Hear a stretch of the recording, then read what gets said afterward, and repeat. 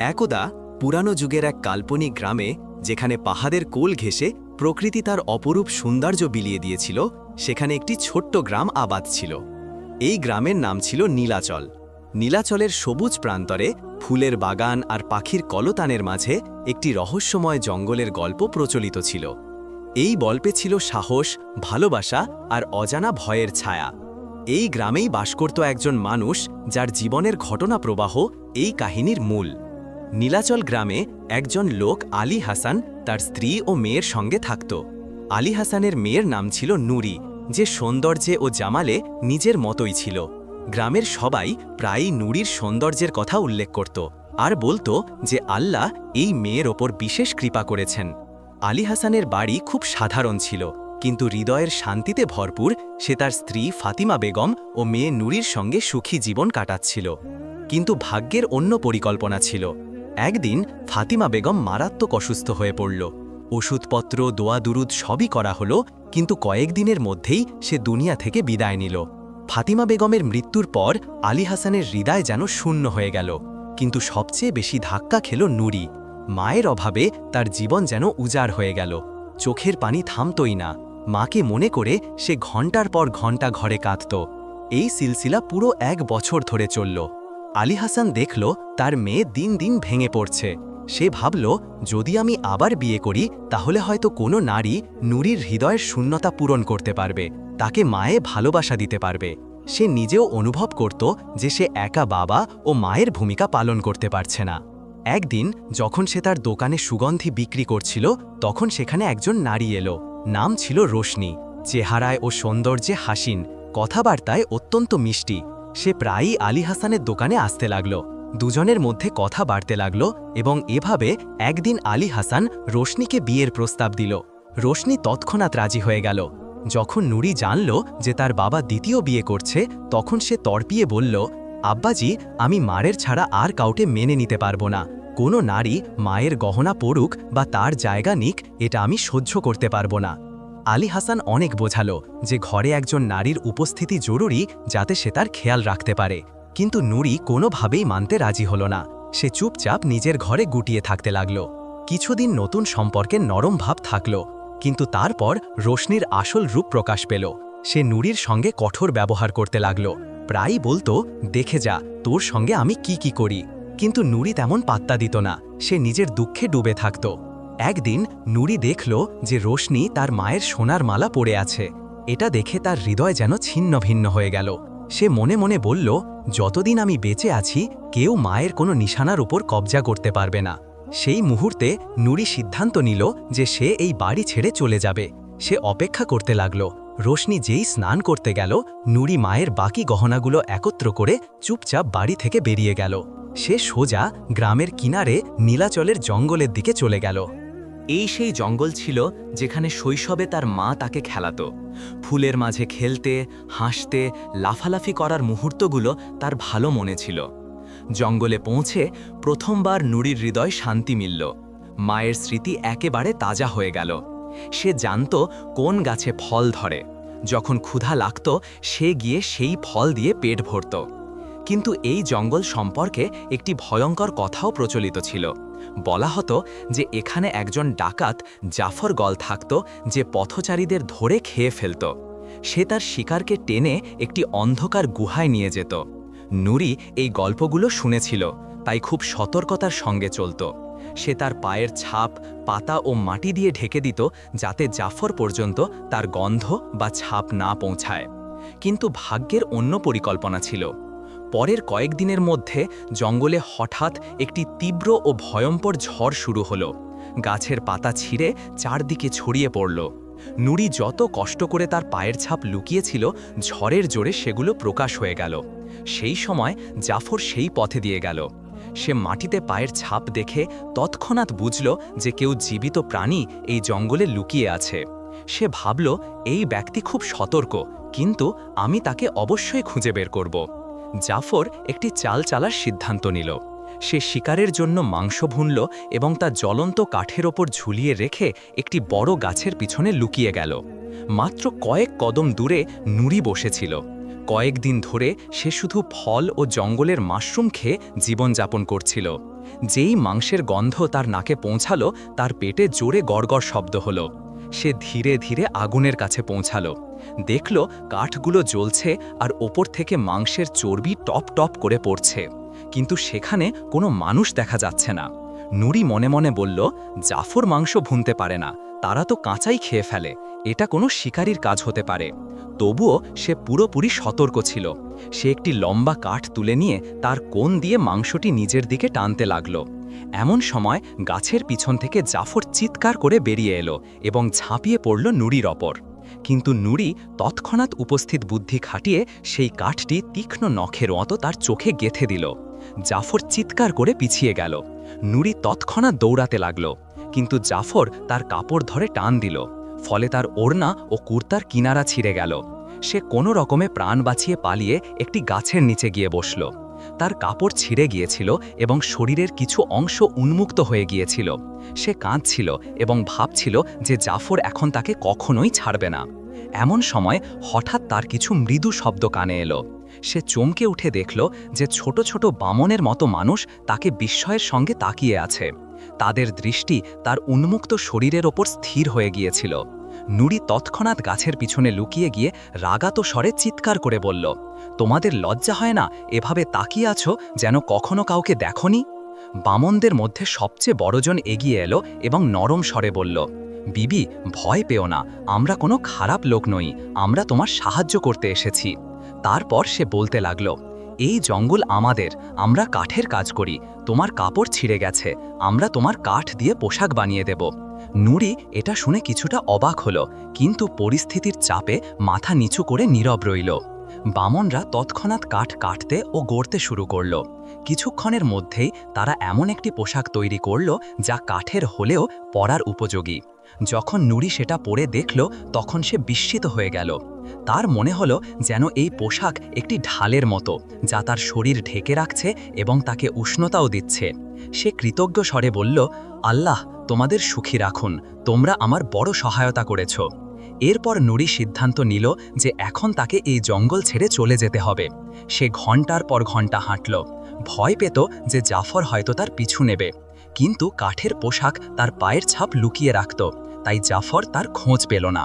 অবশেষে সে জঙ্গলের কিনারে পৌঁছালো। সামনে একটি বড় হ্রদ দেখা গেল, যার কিনারে একটি দারুণ বাগান ছিল।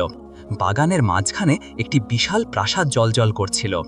নুরি ভাবল, যদি সে তার আসল পরিচয় প্রকাশ করে তাহলে লোকেরা তার সৌন্দর্যের ওপর লোভ করবে। তাই সে একটি আমা বাঁধল, কণ্ঠস্বরকে কর্কশ করল এবং নিজেকে একটি ছেলের রূপে লুকিয়ে ফেলল। সে প্রাসাদের বাগানের দিকে এগিয়ে গেল। সেখানে একজন বৃদ্ধ মালি বসেছিল। নুরি তাকে কঠোর স্বরে জিজ্ঞাসা বলল, বাবাজি, এই প্রাসাদ ওই বাগান কার? মালি হাসি মুখে উত্তর দিল, বেটা, এটা আমাদের সুলতান রশিদের। মাঝে মধ্যে তিনি তার স্ত্রী ও সন্তানদের নিয়ে এখানে বেড়াতে আসেন। নুরি বলল, আমি একজন মুসাফির, থাকার জায়গা নেই, খাওয়ার কিছু নেই, যদি কোনো কাজ পাই তাহলে বড় মেহেরবানি হবে। বৃদ্ধ মালিক কিছুক্ষণ ভাবল, তারপর বলল, আমাদের এখানে হাঁসের দেখাশোনা করার খাদেম গতকালই মারা গেছে, এই কাজ তোমার নসিবেই লেখা আছে, এসো আমি তোমাকে সুলতানের সঙ্গে পরিচয় করিয়ে দিই। এভাবে নুরি হাঁসের দেখাশোনার কাজ পেল। লোকেরা তার কাছের পোশাক দেখে তাকে কাঠিয়া বলতে লাগল। সকালের সময় ছিল। নুরি, যাকে এখন সবাই কাঠিয়া নামে চিনত, হাঁসগুলো নিয়ে হ্রদের কিনারে এলো। যেই হাঁসগুলো পানিতে ঝাঁপ দিয়ে সাঁতার কাটতে শুরু করল, নুরি কাঠের পোশাক খুলে এক পাশে রেখে নিজেও ঠান্ডা পানিতে নেমে গেল। অনেক দিনের ক্লান্তি ও দুঃখের পর এই প্রথম মুহূর্ত যখন সে শান্তি অনুভব করল। হ্রদের পানি তার হৃদয়ের ঘোর ভাব যেন ধুয়ে দিচ্ছিল। হাঁসগুলো তার চারপাশে ঘুরতে লাগল। তারা বিস্ময়ের সঙ্গে নুরিকে দেখতে লাগল। যখন সে পানিতে সাঁতার কাটছিল, হাঁসগুলো খুশিতে শব্দ করতে লাগল, কাক্কা সুবহান আল্লাহ, তোকে তোমার খালিক কত সুন্দর করে বানিয়েছেন, সূর্যের কিরণ ও চাঁদের আলো যেন তোমার মধ্যে ঝলকাচ্ছে। তারপর অদ্ভুত এক ঘটনা ঘটল। হাঁসগুলো হঠাৎ ডিম পাড়তে শুরু করল। এত বেশি ডিম হলো যে নুরির চোখ বিস্ময়ে খুলে গেল। সে তৎক্ষণাৎ কাঠের পোশাক আবার পরে ডিম সংগ্রহ করে ঝুড়িতে ভরতে লাগল। সন্ধ্যা পর্যন্ত তার ঝুড়ি ডিমে ভরে গেল এবং হাঁসগুলো সারি বেঁধে তার পিছনে প্রাসাদের দিকে চলতে লাগল। এই সিলসিলা অনেক দিন ধরে চলল। প্রাসাদের নৌকর চাকররাও অবাক হয়ে গেল যে এত ডিম কোথা থেকে আসছে। কথাটা ধীরে ধীরে শাহজাদা ফারুকের কানে পৌঁছালো। সে ভাবল এই রহস্য অবশ্যই জানতে হবে। একদিন ফারুক সকালে প্রাসাদ থেকে বেরিয়ে চুপচাপ হ্রদের কিনারে পৌঁছালো। সেখানে একটি উঁচু গাছে উঠে লুকিয়ে গেল, যাতে দেখতে পায় আসলে কি হচ্ছে। কিছুক্ষণ পর নুড়ি এলো। হাঁসগুলোকে মুক্ত করে নিজে কাঠের পোশাক খুলে হ্রদে নামল। শাহজাদা এই দৃশ্য দেখে হতবাক হয়ে গেল। সে ভাবল, ইয়া আল্লাহ, এই কাঠিয়া আসলে একজন অত্যন্ত সুন্দরী মেয়ে। সে এত বড় রহস্য কেন লুকিয়েছে? সে তার সৌন্দর্য দেখে নিজেকে ধরে রাখতে পারল না। যখন নুড়ি স্নান শেষে আবার কাঠের পোশাক পরে ডিম সংগ্রহ করতে লাগল, শাহজাদা গাছ থেকে নামতে গেল, কিন্তু তাড়াহুড়োয় পা পিছলে গেল এবং সে জোরে মাটিতে পড়ে গেল। পা মচকে গেল এবং সে তরপাতে লাগল। অনেক কষ্টে লাঠির সাহায্যে প্রাসাদে ফিরে এলো। সুলতান তৎক্ষণাৎ হাকিমকে ডাকল। হাকিম ওষুধ দিয়ে বলল, কয়েকদিন বিশ্রাম করুন, বেশি নড়াচড়া করবেন না। শাহজাদা ফারুকের মা মালিকা বিবি জাহান তার ছেলেকে দেখে কাঁদতে লাগল। চোখের পানি ফেলতে ফেলতে বলল, হায় আমার ছেলে, আল্লাহ করুক তুই তাড়াতাড়ি সুস্থ হয়ে যা। শাহজাদা মাকে সান্ত্বনা দিয়ে বলল, আম্মাজি, কাঁদা বন্ধ করো। যদি তুমি কাঠিয়াকে বলো যে সে আমার জন্য জঙ্গলের ওষুধি গাছ দিয়ে শোরবা বানাক, তাহলে আমি তাড়াতাড়ি সুস্থ হয়ে যাব। মালিকা তৎক্ষণাৎ কাঠিয়াকে ডেকে কঠোর স্বরে বলল, আজ হাঁস ছেড়ে শাহজাদার জন্য শোরবা বানিয়ে নিয়ে আয়। শুনেছি তুমি রান্নার কাজে পারদর্শী। এটা শুনে নুড়ির হৃদয় কেঁপে উঠল। তার মনে পড়ে গেল যে শাহজাদা নিশ্চয়ই তার রহস্য দেখে ফেলেছে। সে ধীরে বলল, বিবিজি, আমি রান্নায় পারদর্শী নই, এটা আমার কাজ নয়। মালিকা তাকে তীক্ষ্ণ দৃষ্টিতে দেখে বলল, যে হুকুম দেওয়া হয়েছে তাই করো। এখন নুড়ির আর কোনো উপায় ছিল না। সে চোখের পানি মুছে জঙ্গলের দিকে গেল। সেখান থেকে তাজা মাশরুম ও কিছু শিকড় সংগ্রহ করল। পুরো মন দিয়ে সেগুলো রান্না করল। ধীরে ধীরে হাঁড়িতে সুগন্ধ ছড়িয়ে পড়ল। শোরবা তৈরি হলে নুড়ি একটি পেয়ালা ভরে হাতে নিয়ে শাহজাদার ঘরের দিকে চলল। যখন নুড়ি শাহজাদার ঘরের দরজার কাছে পৌঁছালো, তখন তার পা কাঁপতে লাগল। মনে ভয় হলো, যদি শাহজাদা আমার হকিকত সুলতানের কাছে বলে দেয় তাহলে কি হবে। তার শরীরে কাঁপুনি ধরে গেল, কিন্তু তারপর সে সাহস সংগ্রহ করে ধীরে ঘরে প্রবেশ করল। সে তার মুখ লুকিয়ে রেখেছিল যাতে কেউ তাকে চিনতে না পারে। সে তাড়াতাড়ি থালা টেবিলে রেখে ফিরে যেতে চাইল, কিন্তু শাহজাদা এগিয়ে এসে তার হাত ধরে ফেলল। নরম স্বরে বলল, ভয় পেও না, আমি জানি তুমি কে। যেদিন প্রথম তোমাকে দেখেছি সেই দিনই আমার হৃদয় তোমার হাতে চলে গেছে। তারপর হাসতে হাসতে মজার স্বরে বলল, এখন তোমার এই কাঠের পোশাকের আর দরকার নেই। এই হুলিয়ায় তুমি একেবারে বালুদের গাছের মতো লাগছ। ভাবো, যদি পাখিরা এসে তোমার মাথায় বাসা বানায়। নুড়ি অজান্তেই হেসে ফেলল এবং তার চোখে খুশির ঝলক ফুটে উঠল। সে বলল, এখন আপনি আপনার শরবত খান।